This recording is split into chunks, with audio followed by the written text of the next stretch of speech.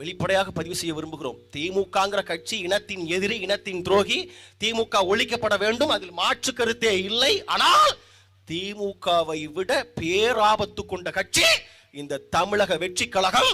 சமூக குப்பை, social dust, social dust.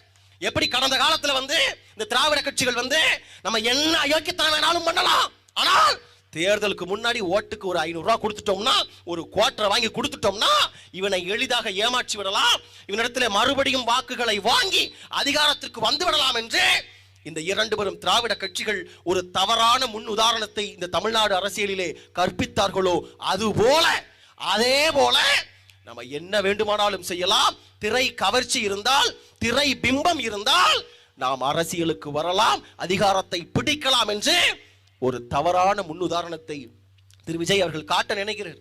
இதை நம்ம பேசிட்டாங்க. என்ன சொல்றான் இவர் சீமான், என்ன இப்ப என்ன ஒரே விஜயவே பேசிக்கிட்டு இருக்காங்கப்பா, இதே விஜயவே பேசுறாங்க, திமுகவெல்லாம் பேசுறதை விட்டுட்டாங்க, திமுக கிட்ட பெட்டி வாங்கிட்டாங்க. சீமான் சபரிசன் பெட்டி வாங்கிட்டாரு, ஸ்டாலின் பெட்டி வாங்கிட்டாருங்கிறான். ஆமாடா, பெட்டி வாங்கணும். ஆமா, பேசுகிற பிள்ளைகள் நாம் தமிழ்ச்சி பிள்ளைகள் பெட்டி வாங்கியது உண்மைதான். ஆனால் திமுக, அதிமுக, பாஜக, காங்கிரஸ் கூடவே இந்த தற்குறி தாவேகா அத்தனை பேரையும் ஒன்றாக போட்டு புதைப்பதற்கு சவப்பெட்டி வாங்கிக்கோ. சவப்பெட்டி, சவப்பெட்டி. அடிக்கிற அடி இங்க பாரு. பேசுறவன் எல்லாம் பேசுறான், எங்க இருந்து பேசுறான்னு பார்த்தா எல்லாம் இந்த அணில் குஞ்சு தான் பேசுறான். அணில் குஞ்சு என்ன சீமான் மரத்துக்கெல்லாம் மாநாடு போடுறாருங்கிறான். சரிடா அணில் குஞ்சு, கீழே இறங்கு, மரத்து மேல விழுந்துருவ, கீழே இறங்கு, கீழே இறங்கு. அப்படிதான் சொல்ல தோணுது. மரத்துக்கு மாநாடு நக்கல் பண்ணுவது, திமுக பெட்டி வாங்கிட்டாங்கிறது. டேய், நாம் தமிழ் கட்சிக்காரனுடைய சீமானுடைய தம்பி தங்கைகளுக்கு திமுக எதிர்ப்பு என்பது எங்களுடைய ரத்தத்தின் சிவப்பணுக்களில் ஊறியது. திமுக எதிர்ப்பு அங்கதான் பதிவு செய்யறோமே, நாங்க தான் சொல்றோமே. என்ன எங்க அண்ணன் சீமான முதலமைச்சராக்குறது முக்கியமா, திமுகவை குழிக்குள்ள போட்டு வேரோடு வேரடி மண்ணோடு புதைக்கிறது முக்கியமானு கேட்டா முதல்ல திமுகவை புதைக்கிறது தான் முக்கியம். ரெண்டாவது எங்க அண்ணன் முதலமைச்சராக்குறது. வெறி கொண்டு நாங்க சுத்திக்கிட்டு இருக்கோம். நாங்க திமுகவுக்கு எதிராக இது பண்றோமா? நாங்க பண்றோமா? 200 கோடி சம்பளம் வாங்கிய விஜய் கடந்த காலத்தில் ஒரு நாள் ஒரு பொழுது நம்முடைய இளவுக்கு நின்று பாரா? அத்தனையும் பண்ணி ஒன்னும் தெரியாம கரூர்ல பாத்தீங்கல்ல 41 பேர், 41 குடும்பம் அனாதையாக நிற்கிறது. பிணவரைக்குள் சென்று பார்த்து வந்தவன் என்ற அடிப்படையில் நான் பதிவு செய்ய விரும்புகிறேன். பிணவரைக்குள் சென்று 41 பேர், 1.5 மாத பச்சிலம் குழந்தை. அந்த குழந்தைக்கு அது குழந்தைன்னா அதுக்கே தெரியாது. 1.5 வயசு குழந்தை, அதுக்கு நான் குழந்தைன்னு அதுக்கு தெரியாது. அந்த குழந்தைய கொண்டு போய் விஜய் கூட்டு போய் அப்பாவி பிள்ளை பார்ப்பதற்கு அட்டகாசமாக இருக்கிறது. குழந்தை அட்டகாசமா அந்த பிள்ளையை கொண்டு போய் குடல் பிதுங்கி வெளியே முகமெல்லாம் சிதைந்து 1.5 வயது குழந்தை இறந்து போனது. காரணம் யாரோ? இந்த விஜய் தான். இந்த விஜய் மறுத்து பேச முடியுமா? அப்ப காதலிக்க 2 பேர் இன்னும் 1 மாசத்துல திருமணம், 2 பேருக்கு திருமணம், 2 பேரும் விஜய பார்க்க போறேன்னு போய் 2 பேருமே இறந்து போனார்கள். பெற்ற வயிறு பற்றி எரிகிறது. அந்த தாய் நெஞ்சில் அடிச்சு அழுதா. எப்படி? ஐயோ, என் பிள்ளை இன்னும் வாழ்க்கையை ஆரம்பிக்கவே இல்லையே. அழுதா. பதில் உண்டா விஜய்கிட்ட? பதில் உண்டா? ஒரு முறை பார்க்க வந்தாரா? ஓடிட்டான். முன்னாடி பேசின அண்ணன் ஹுமாயூன் சொன்ன மாதிரி புசி ஆனந்தெல்லாம் பரதா போட்டுக்கிட்டு இந்த படத்துல வடிவேலு போவார் தெரியுமா? உயிரே தப்பிச்சு எப்படியாவது ஓடி விடு. அந்த கதையாக புசி ஆனந்த் பரதா போட்டு எஸ் ஆயிட்டான். விஜய் அவர் என்ன சொல்றாரு? நான் வீட்டுல இருப்பேன், இல்லைன்னா ஆபீஸ்ல இருப்பேன். சிஎம் சார் என்ன வேணாலும் பண்ணுங்க அப்படின்னா, வீடு ஆபீஸ் எங்க இருக்கு? வீட்டுக்கு மாரியல் தான் ஆபீஸ். அப்ப வீடியோ 3 நாள் கழிச்சு செத்தவங்க போய் சுடுகாட்டுல போய் புதைச்சு புல்லு முளைச்சிருச்சு. 3 நாள் கழிச்சு வீடியோ, 3 நாள் கழிச்சு. குறைந்தபட்சம் ஒரு அனுதாபம். பெற்றோர்கள் பெரியோர்கள் நம்ம ஊர்ல சொல்லுவாங்க, நல்லதுக்கு நிக்கல்னாலும் பரவாயில்ல, துக்கத்துக்கு கெட்டதுக்கு நிக்கணும்னு சொல்லுவாங்க. குறைந்தபட்சம் விஜய் வர வேண்டாம். கட்சியில் 2ஆம் கட்ட பொறுப்பாளர்கள் இந்த ஆதவ அர்ஜுனா, இந்த நிர்மல் குமார், இந்த புசி ஆனந்த், எவனாவது ஒருத்தன் கேட்டு போனா? ஒருத்தன் இன்னைக்கு வண்டி எடுத்து ஊரா வர்றாரு, நாகப்பட்டினத்துல போய் பேசுறாரு. தாய் போல காத்த தலைவனை இழந்து வாழுகின்ற தமிழீழ மக்களுக்கு நாம் தான் பக்கபலமாக இருக்க வேண்டும் என்று இன்னைக்கு நாகப்பட்டினத்துல போய் நம்முடைய தலைவரை மேற்கோள் காட்டி பேசுகிற திரு விஜய் அவர்களே, இதே 2 மாதத்திற்கு முன்பாக கிங்டம்னு ஒரு படம் வந்துச்சு. எத்தனை பேர் பார்த்திருப்பீங்கன்னு தெரியல. அந்த கிங்டம் படத்துல நம்முடைய ஈழத்தமிழ் சொந்தங்களை பயங்கரவாதிகள் போல, தீவிரவாதிகள் போல, அடிமைகள் போல, கூலிகள் போல சித்தரித்து ஒரு படம் வந்தது.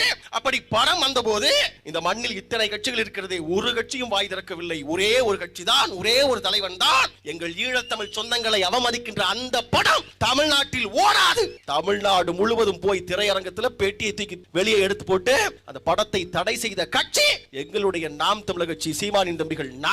நாங்க கேட்கிறோம், அண்ணன் விஜய் என்ன, ஏன் நீங்க ஒரு வார்த்தை அதை கண்டிச்சு பேசிருக்கலாம்ல?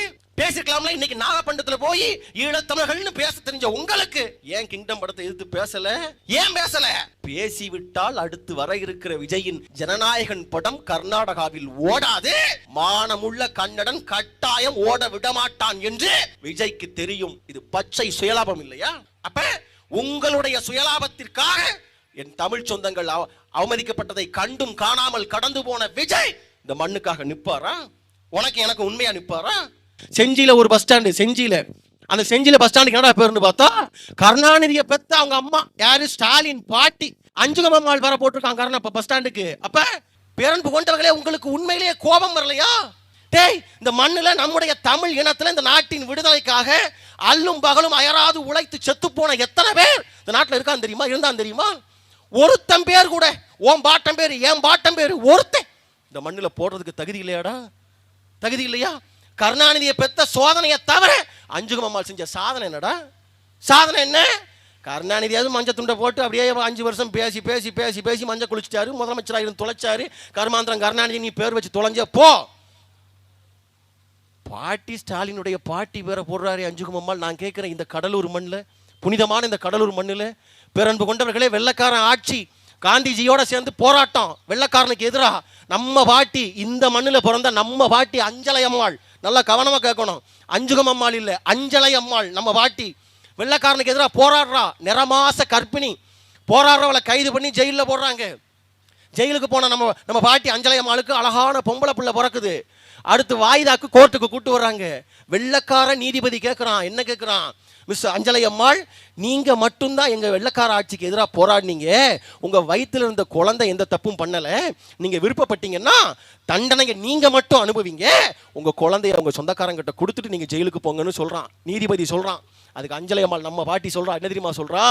இல்ல, இந்த வெள்ளைக்கார அரசுக்கு எதிராக, இந்த பிரிட்டிஷ் ஏகாதிபத்தியத்திற்கு எதிராக நான் மட்டும் போராடல, என் வயிற்றுக்குள்ள கருவாக இருந்து கொண்டு கையையும் காலையும் அசைத்தபடி என் மகளும் போராடினாள், அவளும் சிறையில் இருப்பதுதான் சரி என்று பேசிய நம்முடைய பாட்டி அஞ்சலை அம்மாள்.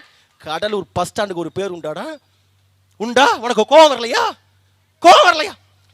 அப்ப முதலமைச்சர் ஸ்டாலின், நீங்க முதலமைச்சர் உங்க பாட்டி பேரை வைப்பீங்க, சரி, நீங்க உங்க பாட்டி பேரை வச்சுட்டீங்க. ஒருவேளை நாளை ஒருவேளை உதயநிதி ஸ்டாலின் ஒருவேளை முதலமைச்சராக வர்றாருன்னு வச்சுக்குவோம், வரப்போறது இல்லை, நாம சீமானின் தம்பிகள் விட போறதும் இல்லை. ஒருவேளை உதயநிதி ஸ்டாலின் முதலமைச்சராக வந்தா ஸ்டாலினை மாதிரியே இவரோட பாட்டி பேரை ஒரு பஸ் ஸ்டாண்டுக்கு வைக்கணும்னு நினைச்சாருன்னா எந்த பாட்டி பேரை வைக்கிறது, எத்தனை பாட்டி பேரை வைக்கிறது? கேள்வி வருதா இல்லையா? மினி பஸ் எங்கெல்லாம் நின்று போகுதோ, ஷேர் ஆட்டோ எங்கெல்லாம் நின்று போகுதோ அங்கெல்லாம் ஒரு பாட்டி இருக்கு அவருக்கு. யார் பேரை வைக்கிறது? அப்ப கோவம் வருதா இல்லையா? அப்ப பெற்றோர்கள் பெரியோர்கள் இதையெல்லாம் மாற்ற வேண்டும் என்று சொன்னால் இந்த அதிகாரம், இந்த ஆட்சி நமக்கு தேவைப்படுகிறது. இந்த ஆட்சி இத்தனை ஆண்டு காலம், 60 ஆண்டு காலமாக எந்த அதிகாரத்தை கையில் வைத்துக் கொண்டு தொடர்ச்சியாக தமிழனை அடித்தார்களோ, தமிழனின் வரலாற்றை மாற்றினார்களோ, அத்தனையும் மாற்றுவதற்கு இந்த ஆட்சி, இந்த அதிகாரம் எங்கள் கையில் தேவைப்படுது. கண்டிப்பா நடக்கும்.